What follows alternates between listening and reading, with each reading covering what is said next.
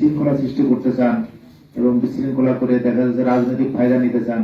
আমরা সবাইকে কিন্তু আমরা আমাদের সেই ফিজিক্যালি যেভাবে আমরা তাদেরকে শনাক্ত করি, আমরা কিন্তু এই যে সাইবার সিকিউরিটি, বিশেষ করে আমাদের যে সাইবার ফোর্স আছে তাদের মধ্যে আমরা কিন্তু শনাক্ত করতে সমর্থ হচ্ছে। এই সেবাটা আপনারা এখন পাবেন। আর একটা বিষয় জানি, এই বছরের প্রথম দিনে কিন্তু একটা ঘটনা ঘটছিল বড়লেখা এলাকায়। সকালবেলা উঠে কিন্তু একটা মন্দিরে ভাঙচুরের ঘটনা সত্য, দুটা মণ্ডপ ভাঙছিল।